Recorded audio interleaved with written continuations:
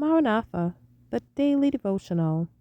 The reading for today, May 26th, is entitled Fanaticism and Tongues Speaking. 1 Corinthians 14, verses 32 and 33.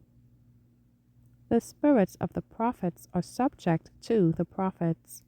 For God is not the author of confusion, but of peace, as in all churches of the saints. The spirit of fanaticism has ruled a certain class of Sabbath keepers. They have sipped but lightly at the fountain of truth, and are unacquainted with the spirit of the message of the third angel. Nothing can be done for this class until their fanatical views are corrected. Some of these persons have exercises which they call gifts, and say that the Lord has placed them in the church.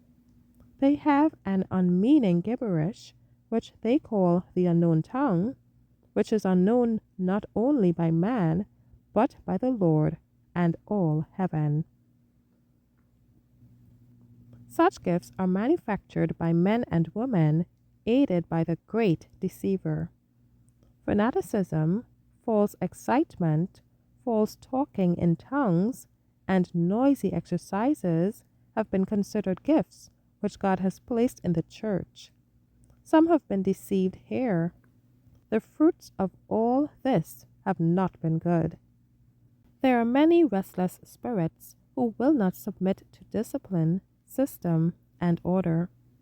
They think that their liberties would be abridged were they to lay aside their own judgment and submit to the judgment of those of experience. The work of God will not progress unless there is a disposition to submit to order and expel the reckless, disorderly spirit of fanaticism from their meetings. Impressions and feelings are no sure evidence that a person is led by the Lord. Satan will, if he is unsuspected, give feelings and impressions. These are not safe guides. All should thoroughly acquaint themselves with the evidences of our faith, and the great study should be how they adorn their profession and bear fruit to the glory of God. A trifling, joking, reckless spirit should be rebuked.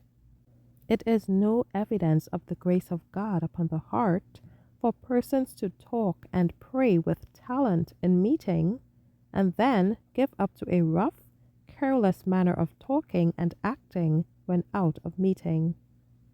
The truth of God will never degrade, but will elevate the receiver, refine his taste, sanctify his judgment, and perfect him for the company of the pure and holy angels in the kingdom of God.